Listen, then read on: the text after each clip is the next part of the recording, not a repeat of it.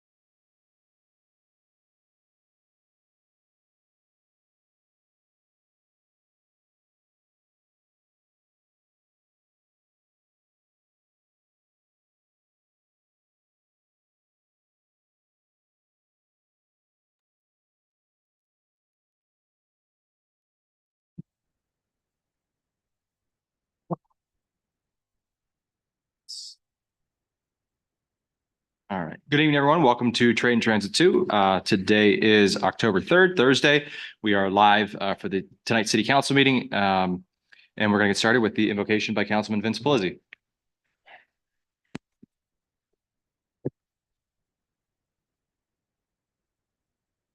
Lord, as we gather tonight for this council meeting, we ask you for your wisdom and your clarity.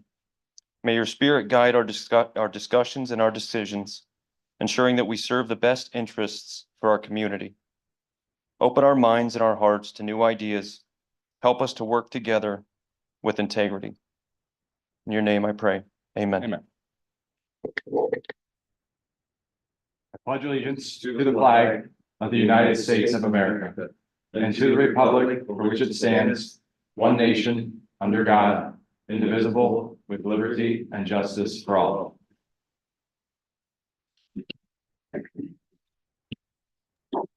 Mrs. Frank, will you call the roll this evening, please, for public record? Okay, Mr. Allison. Here. Mr. Pelizzi. Here. Mrs. Katz. Yes, here. Mr. Biter. Here. We have 2 members absent this evening, but we do have a quorum. Three members absent this evening. We do have a quorum, however. All right. We'll move to item number 3, approval of City Council meeting minutes from 9/19/24. So moved. Second. Mr. Allison. Yes. Mr. Pelizzi. Yes. Mrs. Katz. Yes. Mr. Biter. Yes. Motion passes. Item number 5, a public hearing for Stevens Elementary School conditional use. I will open the public hearing.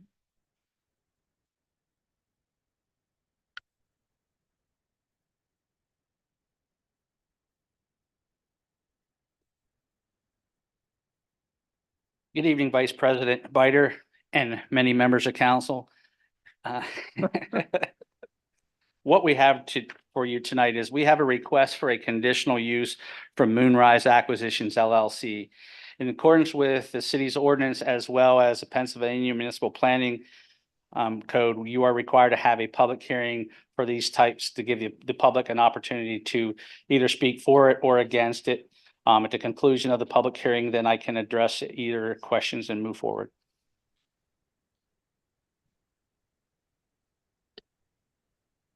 I think if there's a presentation that's going to be made by the individuals, that's That- going to be done at the, That'll be that'll The be next on step on next. We that? do have a separate agenda Okay. item for that.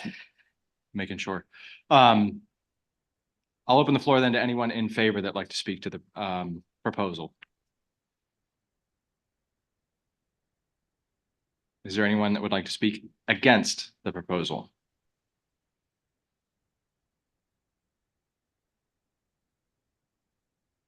Okay, What we do is we do under the requirements of the law, we do send out notification to the paper. We do as a courtesy send out notification to the residents. I did not receive any comments or questions regarding either for or against it during that time frame. okay. And then I will go ahead and close the public hearing. All in favor of closing the public hearing? Aye. Aye. Aye. Public hearing is closed, and Mr. Nart will go ahead and move down then to item number 9. Again, what I present to you is a request from Moonrise Acquisitions LLC to convert the former Stevens Elementary School into multifamily dwellings with office spaces. In accordance with Article 133305, multiple dwellings within the R2 zoning district require conditional use. As part of this conditional use, what they are requesting is a property is located 1150 Louisa Street. It is currently a vacant building. Obviously, it was the former Stevens Elementary School. It is currently owned by the Williamsport School District, which acquisitions Moonrise will be purchasing at that time. What they're requesting to do is it is an existing structure, so they're converting it. The phase 1 will consist of 28 to 32 units. The max units that they are requesting is 55. So they are requesting a max of 55. Phase 1 will be strictly 28 to 32 units. The plan will obviously be managed in-house with a 4,000 square foot office space within the facility. So it'll be an apartment building that is actually have management there on premises. In addition to that, the way that it is situated, they currently have off-street parking. There is parking there. They meet the requirements for off-street parking. So in phase 1, they won't be adding any access. Moving forward, they may come back. It would not come back through council, but it would just be reviewed by the city engineer and myself for an additional access if they choose to do so at a later date. And it would have to meet the current zoning requirements. The school obviously was closed in 2022. I do have a letter in support by the Lycoming County Chamber of Commerce. And again, it is conversion of the school. What this will also do is this will take this property and put it back on the tax rolls. And again, it's a conditional use. What a conditional use is it is a use that is permitted, but what it does, it gives the opportunity for the municipality or the city to put reasonable conditions or standards on that. What I can tell you based off of what they want to do in the development, from a zoning perspective, speaking with other planning members as well, it did go through planning. They did not see the need to put any type of restrictions on it. Even if they add the max of 55, it's not going to change the characteristic of the neighborhood because at any one time there was over 701 students, 50 faculty members. It had buses in and out, deliveries in and out. So it is going to stay and it's not going to create the more of an impact or a density requirement at that time. And again, I can answer any questions at this time. Any questions? Eric. Mark? Yes, Bonnie.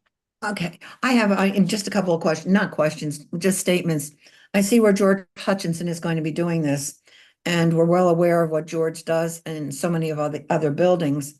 I'm just happy that this is going to become, something that's going to be incorporated into the neighborhood. The only thing I'm sad about is there goes the great hill for sled riding. But other than that, it's I think it's a great idea. Like you said, it's going to go back on the tax rolls. Is there a time limit on this? Do you have any time schedule with this? Is this going to be like 2-3 years down the road?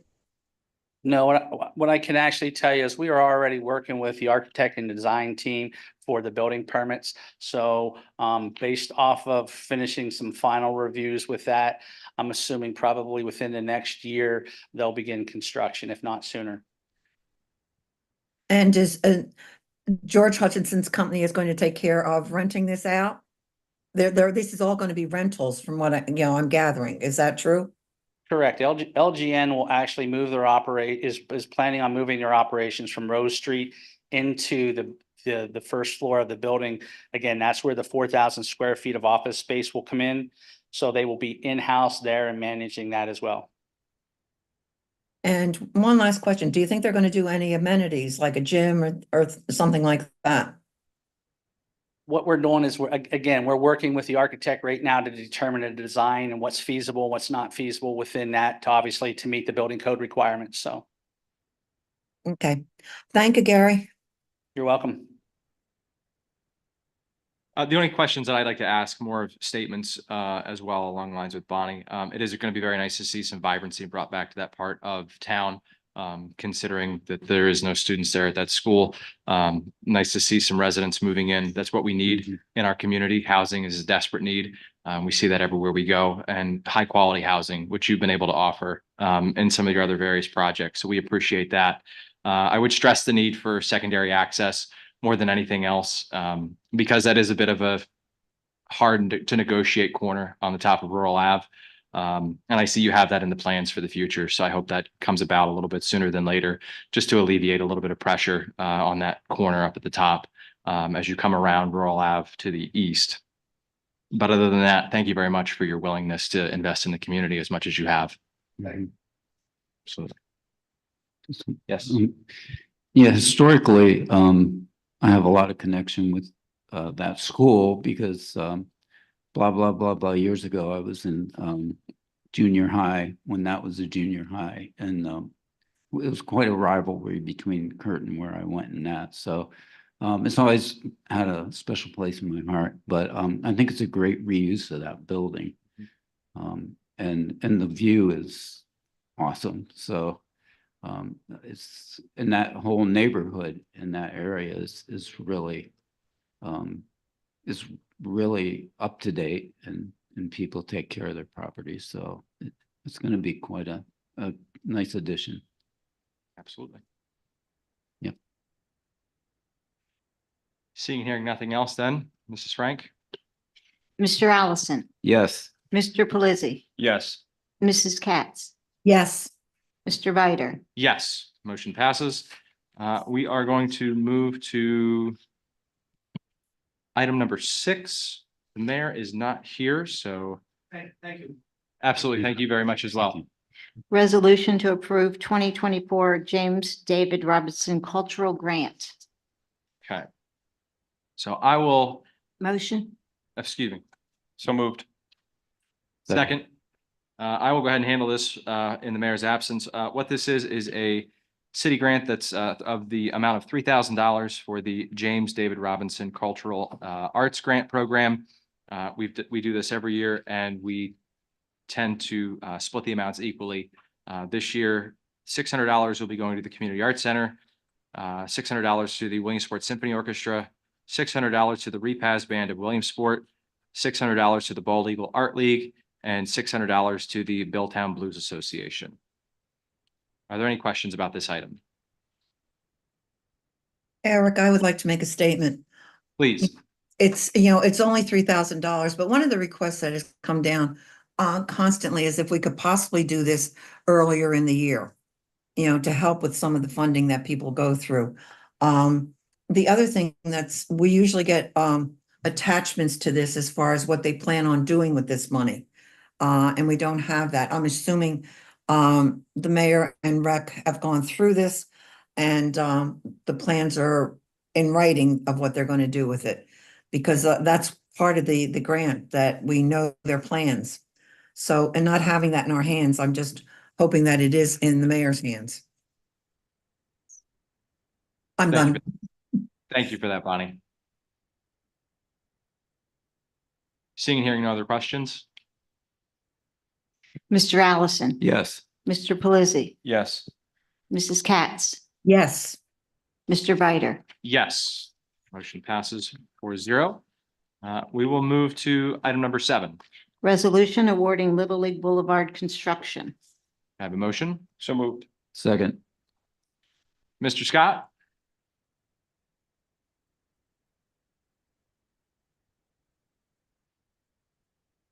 Good evening, Council Vice President Biter, members of council. I have a resolution to present for your consideration. This resolution is for awarding construction of Little League Boulevard, the reconstruction of Little League Boulevard. Project limits are from Mulberry Street to Walnut Street. We opened bids this morning, 10 o'clock. We got 3 good bids. We got 1 very good low bid. That was from Glenn O. Hallbaker. The low bid amount was $752,332. We're very pleasantly surprised to see that. We have a budget of $817,814. This is CDBG, Community Development Block Grant Funds. My estimate for the project I did back in January was $748,000. So feel pretty good about this. The bid came in real close to an estimate, and it's $65,500 under the budget we have. So it's all good news. Let's see what else here. This bid, if you award it tonight, would be contingent upon SEDACOG's further review of the bids. It might take them a couple more days, but our consultant Livick did look at the bid forms, all the bid documents that were submitted. Everything appeared to be in order. It's responsible. Glenn O. Hallbaker, certainly a reputable local contractor. They've done our paving in the city the last 2 years. So we've worked with them. We're very familiar with them. Lastly, just wanted to say timing is of the essence for this. It's getting near the end of the construction season. We have time. It's going to be pushed. You know, it's going to be a very busy month and a half of work. And also we have a funding deadline coming up towards the end of the year. That's the other big push because of the CDBG funding. Just a quick background on what the scope is. So we found out there's a concrete roadway underneath Little League Boulevard. It's covered with asphalt. We're going to mill that off. It varies a couple inches of thickness of paving. We have to do a lot of concrete base repairs throughout isolated areas. We'll have to saw cut that, remove it, and we're going to put back new concrete. It'll be doweled, reinforced. The whole idea of this, as you all know, Little League Boulevard is very bumpy. A lot of rough areas. We're going to properly repair all that with the sub base. We're going to use a paving fabric. We're going to use base asphalt and also wearing course asphalt. It's going to be a very smooth, brand new road. Nothing like what's out there now. Any questions about this project from other members of council?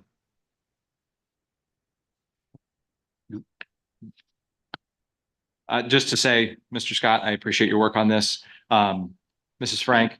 Actually, if we could, because the resolution and the agenda item was placed on the agenda before we Yes. opened it. Yep. I think we would want to have a motion to amend and then to add the name of the contractor and the amount. Sure.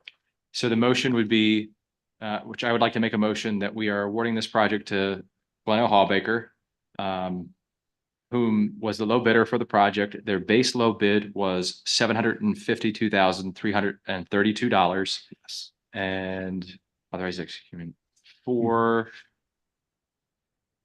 attachment city officials. With, I'm sorry. You're good. Yep. I'll second that motion. Thank you. For the vote, For the vote, please. on the motion to amend, it would be Mr. Allison, Yes. Mr. Pelisi, Yes. Mrs. Katz, Yes, Mr. Ryder, Yes. Motion to amend passes.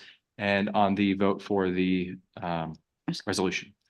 Mr. Allison, Yes. Mr. Pelisi, Yes. Mrs. Katz, yes. Mr. Ryder. Yes, motion passes 4-0. Thank you very much, Mr. Scott. Thank you. Eric, can I ask a question here? It Yeah. has nothing to do with the vote or anything. The bids were open. Was this, I guess I'd want to ask this of Austin. What is it legally to open the bids? Who has to be present when the bids are open?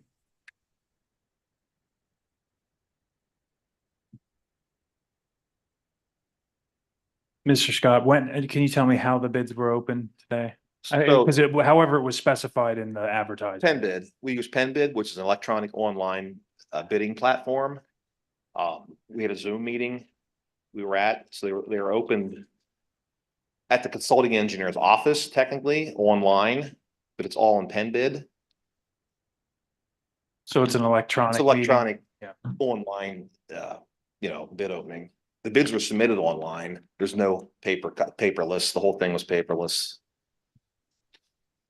Yeah, so Ms. Katz, they're opened electronically. So my understanding of Pen bid is that all of the bids come through Pen bid. And then at the moment that it's specified that it's going to be opened, it becomes publicly available on Pen bid to anyone who wants to look at it. I just want to clarify, yeah, that's what I wanted to clarify where we were going with these bids now. Yep, and then I think Mr. Scott said also that they did it through the Zoom meeting as well. Okay. I thank you, Austin. Thank you very much, guys. Thank you, Bonnie. All right, we will move to item number 8. Resolution authorizing forgiveness of debt owed by the Elizabeth Meng Estate. Can I have a motion? So moved. Second. Ms. Hassler, Hi, good evening. good evening. In front of you have a resolution authorizing the forgiveness of the debt owed by the estate of Elizabeth Meng. We discussed a similar situation a few council meetings ago, so this is going to sound familiar to you. The city of Williamsport entered into a deferred loan agreement with Elizabeth Meng for her property at 844 2nd Street in 1985. There was a $10,000 deferred interest loan. The terms of the loan were that this would remain her primary residence for a period of 20 years, and the full amount in principal accrued would be repaid if the property was sold or transferred prior to the end of the term. Unfortunately, Mrs. Meng has passed away in 2024, and we received notification from the attorney that is working on her estate that the estate is unable to repay the loan, which is accrued to $18,000, including the interest. So due to the significant hardship, we are asking you to forgive this loan. And the estate has the intent to donate any remaining proceeds, if any, are available to St. Joseph the Worker Parish, which was Ms. Meng's wishes in her will. Are there any questions from members of council about this? No. I don't have a question, just a brief observation or reminiscence. I knew Betty Meng from back in the 80s when I first met her. And she's quite a unique individual, and got to know her very well. We were on different ends of the political spectrum, but she, we had some wonderful conversations, and she was a devout patron of the St. Joe's Church back then, Annunciation. Just it was an honor for me to know this woman and to see that this is going to be this is a wonderful way to end and to honor her life. So I'm glad the city has this in place. Thank you, Randy. Yeah. And if I could add just one thing, because I did work on this with Valerie.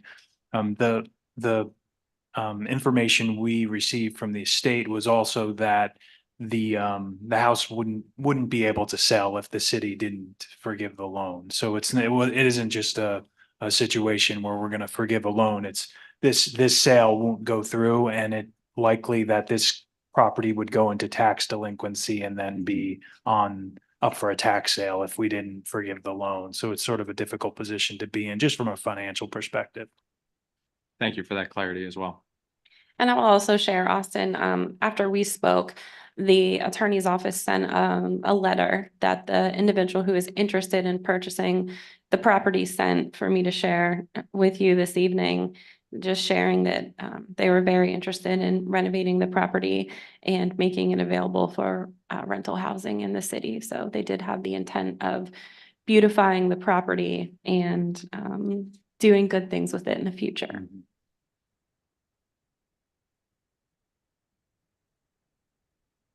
Seeing and hearing nothing else on this resolution, Mrs. Frank? Mr. Allison, Yes. Mr. Pelisi, Yes. Mrs. Katz, Yes, Mr. Bider. Yes, motion passes 4-0. We need to move back up. I skipped item number 4, limited courtesy of the floor. We've had no requests this evening. So now to go down to item number 10.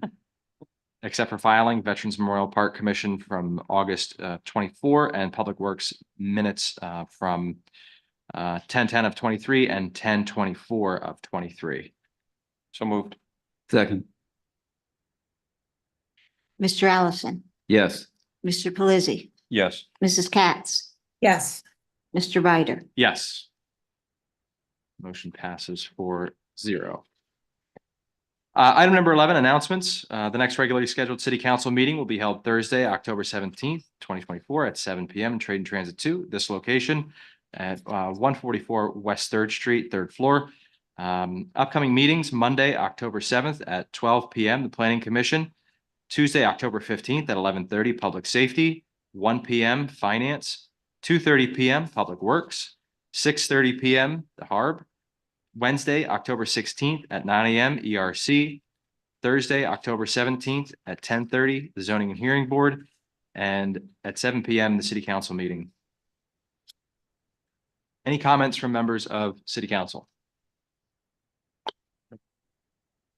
Any comments from members of the administration? Members of the news media or public? None here. I'll take a motion to adjourn. So moved. Second. All in favor? Aye. aye. Thank you all very much. See you guys. See you, Bonnie.